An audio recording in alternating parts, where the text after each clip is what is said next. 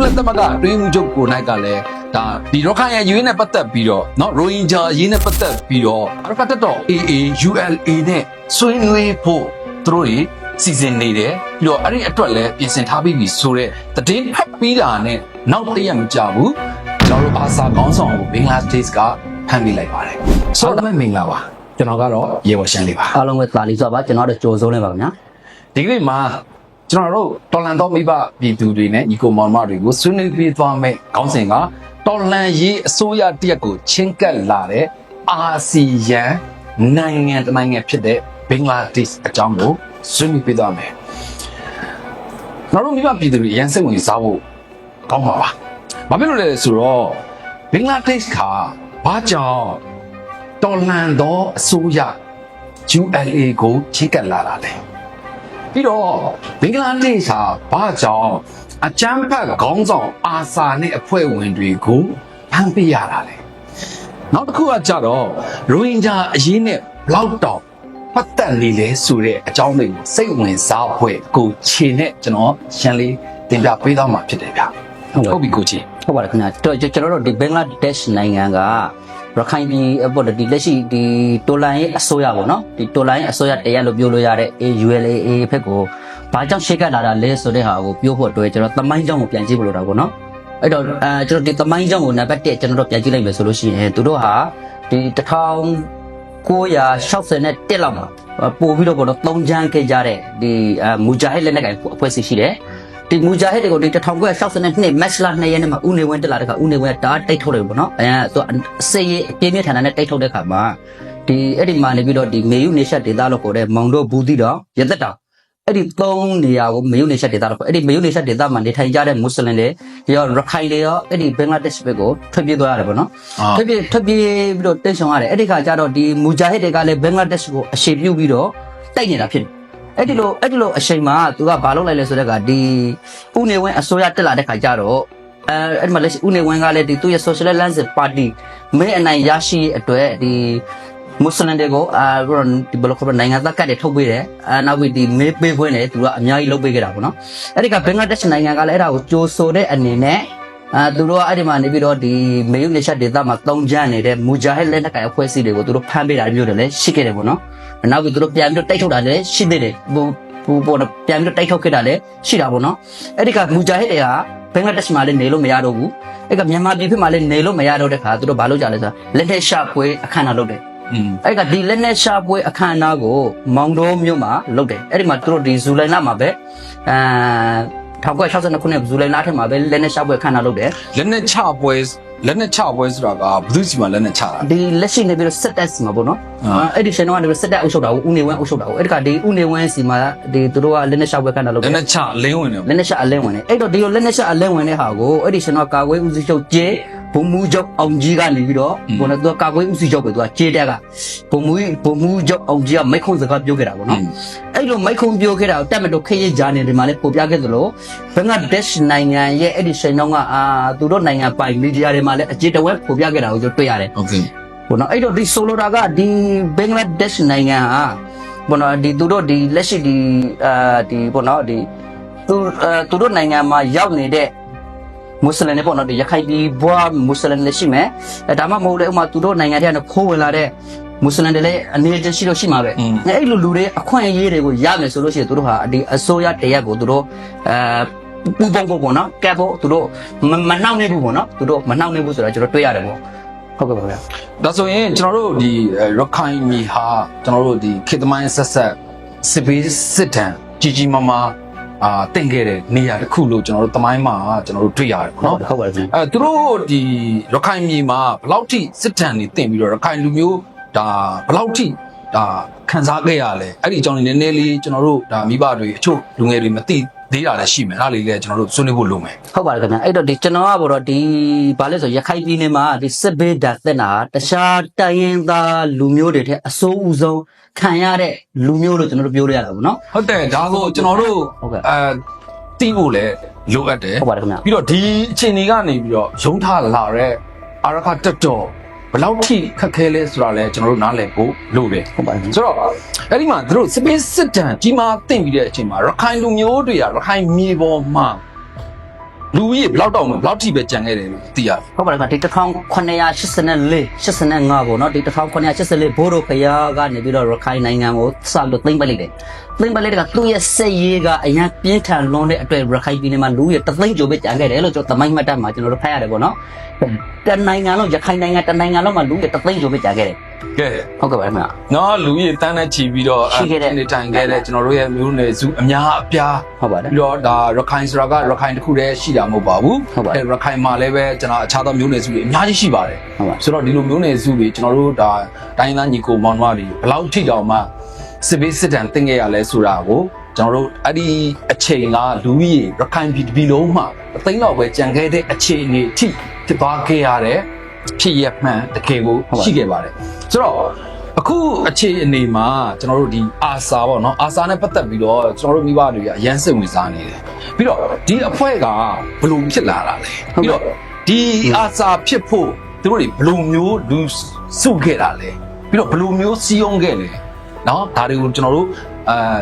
တင်ပြပေးဖို့ရေးကြည့်လာပြီလို့ထင်တယ်ဗျဒါဆိုအာစာဘလို့ဖြစ်လာတာ ဟုတ်ကဲ့ဒီအာစာဖြစ်လာရတဲ့အကြောင်းရင်းပေါ့နော်ဒီအာစာဖြစ်လာတဲ့အကြောင်းရင်းကနှစ်ခုရှိတယ်ပေါ့နော်နံပါတ်1ကဘာလဲဆိုဒီကသူတို့တွေကဘာလဲဆိုလို့ရှိရင်အစွန်းရောက်အစွန်းရောက်အစ္စလာမစ်အစွန်းရောက်မွတ်စလင်တွေလို့ပြောရတာပေါ့နော်သူတို့ကအစွန်းရောက်မွတ်စလင်တွေလို့ပြောရရတယ်သူတို့ကဘာလဲဆိုတော့ကသူတို့ရဲ့ရည်ရွယ်ချက်ကတခုရှိအဲ့ဒါဘာလဲဆိုဒီရခိုင်ပြည်နယ်ဟာသူတို့ရဲ့ဘိုးဘွားပိုင်ပြည်နယ်လို့သူတို့ကပြောကြတယ်ပေါ့ဘိုးဘွားပိုင်ပြည်နယ်အဖြစ်သူတို့ပြောကြတဲ့အပြင်သူတို့ဘိုးဘွားပိုင်သူတို့ဘောနော်သူတို့ပဲရတယ်နော်သူတို့ပဲနေထိုင်တဲ့ဆိုတော့အယူအဆမျိုးသူတို့မှရှိတယ်အဲ့ဒီကဒီသူတို့ရဲ့ဒီယူဆချက်တွေကိုပို့ပြီးတော့ပြင်းထန်သွားအောင်လုပ်ပေးတာကလက်ရှိနေပြီးတော့ဒီမြန်မာနိုင်ငံကိုအုပ်ချုပ်ခဲ့တဲ့ဘောနော်ကျွန်တော်အထင်ပေါ့နော်ကျွန်တော်ရက်ဒီကျွန်တော်လက်လာရတာလို့ဆိုလို့ရှိရင်ဦးသိန်းစိန်အစိုးရလို့ပဲကျွန်တော်ထင်တယ်ပေါ့နော်ဘာလို့တော့ဦးသိန်းစိန်အစိုးရဟာဒီလက်ရှိနေပြီးတော့ဒီအာစာကိုလက်နဲ့အင်အားပေါ့နော်လိုအပ်တဲ့အရာတွေအားလုံးပံ့ပိုးခဲ့တယ်ဆိုတော့မှတ်တမ်းလေဒါ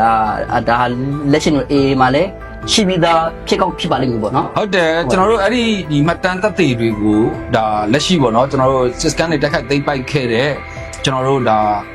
ဒီလူပုတ်ကိုမှတ်တမ်းပြီးတော့ဒါကွန်ပျူတာမှတ်တမ်းပြီးတော့စင်းအမှတ်တမ်းတွေအရာကျွန်တော်တို့ဒါအရခတ်တော် AA ဘုချုပ်ထုံးမြတ်နိုင်ကို၌ပြောခဲ့ပါတယ်เนาะသူတို့ရှိမှသက်သေတွေအများများရရှိထားတယ်လို့ကျွန်တော်တို့ကြားထားရပါတယ်ဆိုတော့ဒီသူတို့ဟ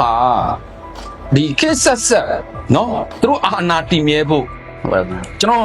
်ဥပမာတစ်ခုပြပြခြင်းတယ်အဲ့ဒါဘာလဲဆိုတော့သူတို့ကြံ့ခိုင်ရေးနဲ့ဖွံ့ဖြိုးရေးပါတီအဲ့ဒီပါတီကလက်ရှိစစ်တပ်ကနေပြီးတော့ပေါ်ဖွာလာခဲ့တဲ့ပါတီဆိုတာလေကျွန်တော်တို့အားလုံးကအသိရှိပြီးသားနော်ဆိုတော့ဒီပါတီအာဏာရဖို့တော်၎င်းပြီးတော့စစ်တပ်အာဏာရပြီးတော့ဆက်လက်သူတို့ရဲ့ဒါအုပ်စိုးပိုင်ခွင့်တွေရရှိရရှိဖို့အတွက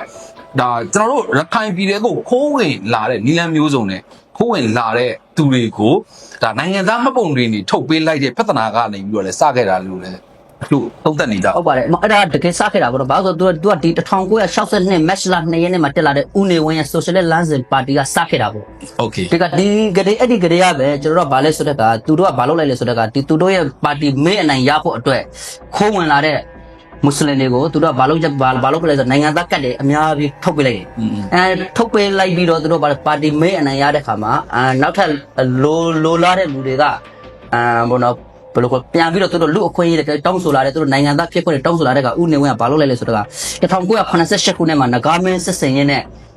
စစ်တွေမျိုးနဲ့စပြီးတော့နှင်ထုတ်လိုက်တယ်အဲ့ဒါကိုအဲ့ဒီမှာနေပြီးတော့ဒီရခိုင်ပြည်နယ်မှာပေါ့နော်ဒီမွတ်စလင်အရေးအခင်းကိုသူစပြီးတော့ဖန်တီးလိုက်တယ်ပေါ့ဖန်တီးလိုက်တဲ့ကဒီ1988ခုနှစ်နဂါမင်းစစ်စင်ရင်နဲ့ဥနေဝင်းကနှင်ထုတ်လိုက်တယ်အဲ့ဒီကဒီ8လလောက်အကြာမှာပဲဟန်တာစီမန်ချင်းနဲ့ပြန်ရေးဆွေးပြီးခေါ်ရတယ်ဒါကျွန်တော်တော်တော်နဲ့လိုရင်းပြောလိုက်တာလေအဲ့တော့ဒီပြန်ခေါ်လိုက်ရတဲ့ခါမှာကျွန်တော်တို့အရင်တော့ထွက်ပြေးသွားတဲ့လူထက်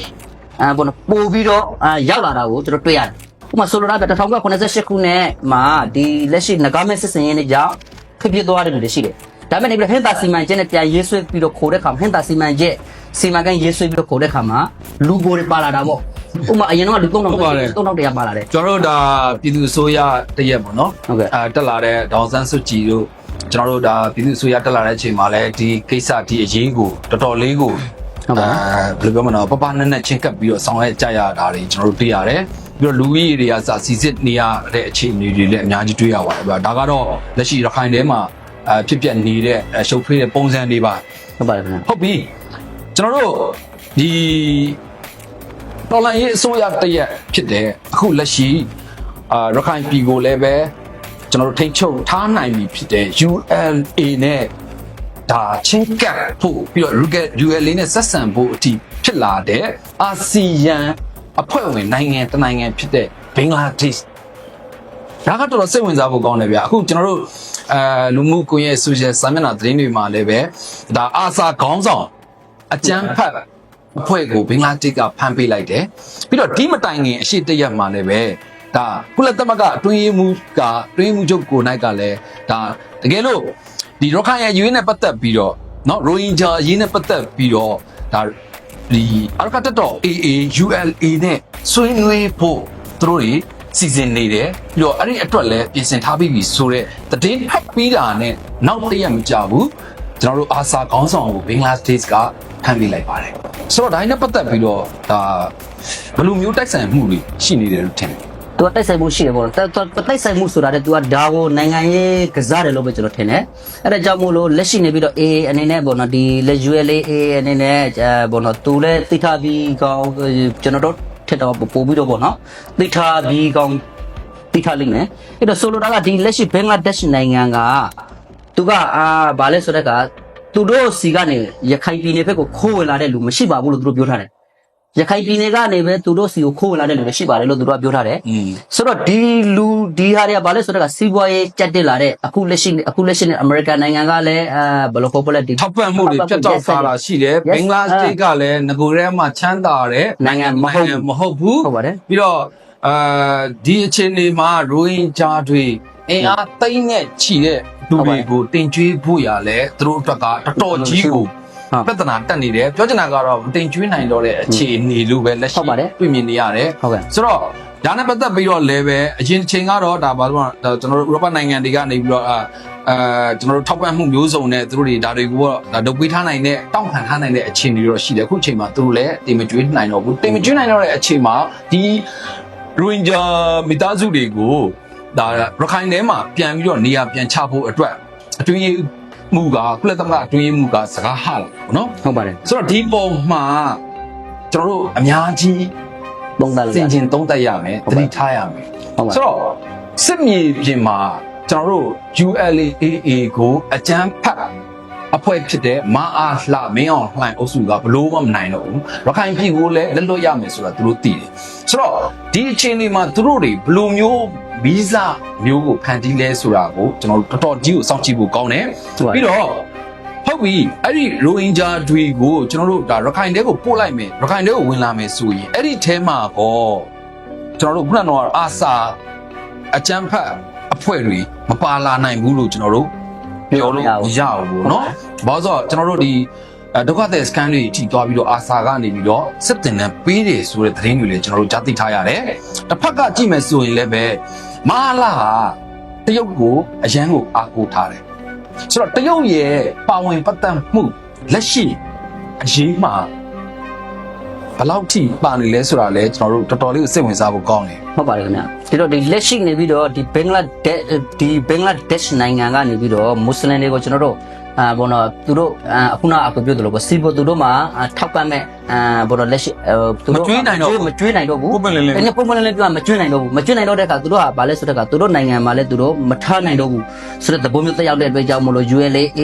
ကိုသူတို့အစိုးရတက်တရက်အနေနဲ့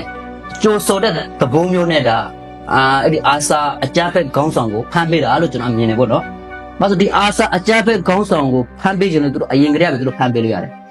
ဒါပေမဲ့အခုကြာမှဒီကုလသမဂ္ဂအတွင်းမှုချုပ်လာပြီးနောက်ပိုင်းနောက်တစ်ရက်နှစ်ရက်ပေါ့နော်ဒီလက်ရှိနှစ်ရက်သုံးရက်ဒီပြောမယ်ဆိုတပတ်အတွင်းမှာသူတို့အကောင့်တွေဖော်လိုက်တယ်လို့ဆိုကြတဲ့ဒါဟာနေပြီးတော့သူတို့ကဒါလက်ရှိမင်းအောင်နိုင်ကိုသူတို့ကတ်ကျင်တာတော့မဟုတ်ဘူး ULA/AA ကိုသူတို့ကတ်ကျင်တာဖြစ်တယ်ဟုတ်တယ်ဒီ ULA/AA ကလည်းဒီကျွန်တော်တို့ဘာလို့သမိုင်းအစင်စစ်ကိုပြန်ကြည့်လိုက်မယ်ဆိုလို့ရှိရင်ကျွန်တော်တို့ဒီဘောနော်ဘယ်လိုခေါ်မလဲဒီဟာတွေဘောနော်ဒီသမိုင်းအစင်စစ်ကိုသူတို့ပြန်ကြည့်ပြီးတော့ဘောနော်လက်ခံလိမ့်မယ်လို့ကျွန်တော်စိတ်ထဲမှာမြင်နေတယ်ဘောနော်ပြန်လက်ခံလာလိမ့်မယ်လို့ကျွန်တော်စိတ်ထဲမှာထင်နေတယ်လက်ခံပြီးသူတို့ဒါဘာလို့ဘယ်လိုခေါ်မလဲ ULA/AA ကဒါလူအခွင့်အရေးအရတန်ဖိုးထားတဲ့အဖွဲ့အစည်းတစ်ခုဖြစ်တဲ့အတွက်ကြောင့်မို့လို့လူအခွင့်အရေးအရပြန်ပြီးတော့လက်ခံလိမ့်မယ်လို့ကျွန်တော်ထင်တယ် ဟုတ်တယ်ကျွန်တော်တို့ဒါဒီရခိုင်အရေးခင်းမှာဆိုရင်ကျွန်တော်တို့ရိုဟင်ဂျာမွတ်စလင်အတိုင်းဝိုင်းဟာကျွန်တော်တို့ဒါလုံးဝကိုပယ်ထားလို့မရတဲ့အခြေအနေပေါ့နော်ရှိတယ်ကမ္ဘာကလည်းအထူးစိတ်ဝင်စားတယ်ပြီးတော့ဘင်္ဂလားဒေ့ရှ်မှာလည်းမကယ်နိုင်ချူနိုင်ဖြစ်နေတဲ့အခြေပေါ့နော်ဟုတ်ပြီဒါဆိုရင်တော့ကျွန်တော်တို့ကတော့အခုလက်ရှိပေါ့နော်ဒါရိုဟင်ဂျာတွေကိုဒီရခိုင်ပြည်မှာတင်လည်ပြီးတော့နေရာချဖို့ဒိုရီမဟုတ်ဒါကုလသမဂ္ဂရဲ့နဲ့ဒါအရခတ်တော်နဲ့ ULA နဲ့ဆွေးနွေးမှုတွေအပိုင်းကိုတော့ကျွန်တော်တို့ထပ်ပြီးတော့စောင့်ကြည့်ရမှာဖြစ်တယ်ဗျ ဟုတ်ပါတယ်ခင်ဗျ ဒါဆိုရင်ကျွန်တော်တို့အခုဖြစ်ပေါ်နေတဲ့အခင်းချင်းတွေမှာဆိုရင်ကျွန်တော်သိတာထင်ရှားတဲ့အချက်တစ်ခုတော့ကျွန်တော်တွေ့လိုက်ရပြီအဲ့ဒါကဘာလဲဆိုတော့ဒီအာဆီယံနိုင်ငံတွေအနေနဲ့တော်လှန်ရေးအစိုးရနဲ့ထိတွေ့ဆက်ဆံဖို့လိုတယ်တော်လှန်ရေးအစိုးရနဲ့ထိတွေ့ဆက်ဆံဖို့လိုသလိုတော်လှန်သောပြည်နယ်အစိုးရတွေနဲ့လည်းထိတွေ့ဆက်ဆံဖို့အရေးကြီးတာ ဟုတ်ပါတယ် ဆိုတော့အခုရခိုင်မြေမှာဆိုရင်ရခိုင်ထိတွေ့ဆက်ဆံရမှာကဘင်္ဂလားဒေ့ရှ်ရှိမယ်ဒီအိန္ဒိယရှိ အိန္ဒိယရှိမှာဟုတ်ပါတယ် ဘာပဲဖြစ်ဖြစ်ပေါ့နော်ဆိုတော့အခြားသောနေမြေတွေမှာလည်းထုံးလေးကောင်းမယ်အဲ့တော့အခုကျွန်တော်တို့အားလုံးဒါတွေ့မြင်နေရတာကတော်လန်ရေးအစိုးရနဲ့ချင်းကပ်ဆက်ဆံဖို့အတွက်အာဆီယံအဖွဲ့ဝင်နိုင်ငံတွေအနေနဲ့ပြင်ဆင်ထားဖို့လိုနေပြီဆိုတဲ့အကြောင်းကိုကျွန်တော်ဒီနေ့ထပ်ပြီးတော့တက်တည်တွေ့လိုက်ရတာပါအဲဆိုရင်တော့လက်ရှိအခင်းချင်းနဲ့ပတ်သက်ပြီးတော့ခြုံငုံပြီးတော့ညီကုန်းအနေနဲ့ကျွန်တော်တို့မိဘပြည်သူတွေဗာမဲ့တင်ပြသက်ရှိတယ် ဟုတ်ကဲ့ပါကျွန်တော်ဒီဘောနော်တင်ပြချင်တာဗာလဲဆိုတော့ဒီကျွန်တော်တို့ရဲ့ဒီဘောနော်လက်ရှိနေပြီးတော့လူဘောနော်ဒီတခြားနိုင်ငံတွေကလည်းပြုတ်နေကြတယ်တခြားဒီကျွန်တော်တော်လိုင်းရဲ့တမတော်တော်များများလည်းပြုတ်နေကြတာပေါ့နော်ဗာလဲဆိုတာဆက်ဖြစ်တယ်ပေါ့အမှန်တကယ်ဆက်ဖြစ်တာမဟုတ်ဘူးကျွန်တော်ဒါစစ်ပွဲမဟုတ်ဘူးစစ်ပွဲဆိုတာတနိုင်ငံနဲ့တနိုင်ငံတိတ်ကြတာဟိုမှာစစ်ပွဲလို့ခေါ်တယ် Okay ဒါဗာလဲဆိုအကြိုက်ပဲ၃ချမ်းသူကိုနှိမ်နေတဲ့ပွဲ အော် ဆိုတော့ကျွန်တော်ဒါအကြမ်းဖက်၃ချမ်းနဲ့မင်းအွန်လိုင်းရဲ့တက်ဖွဲ့ကိုကျွန်တော်နှိမ်နေနေတာဖြစ်တဲ့ကြောင့်မလို့အကြမ်းဖက်၃ချမ်းသူကိုနှိမ်နေတဲ့ပွဲလို့ပဲကျွန်တော်ပြောချင်တယ်အဲ့တော့ဒီအကြမ်းဖက်၃ချမ်းသူလို့ကျွန်တော်တို့ပြောတဲ့ခါမှာဒီအကြမ်းဖက်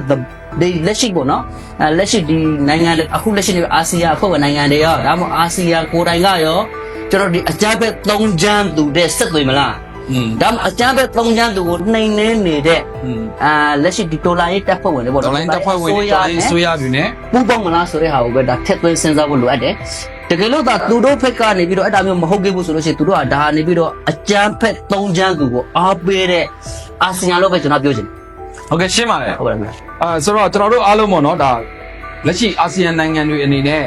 တော်လှန်ပြည်သူတွေနဲ့ပူးပေါင်းဖို့လိုတယ်တော်လှန်ပြည်သူတွေနဲ့ယက်တီဖို့လိုတယ်ပြီးတော့ကျွန်တော်တို့တော်လှန်သောအစိုးရနဲ့ပူးပေါင်းဖို့လိုတယ်တော်လှန်သောအစိုးရနဲ့ယက်တီဖို့လိုတယ်ဒီအဖြေကတော့ရှင်းနေပါပြီဆိုတော့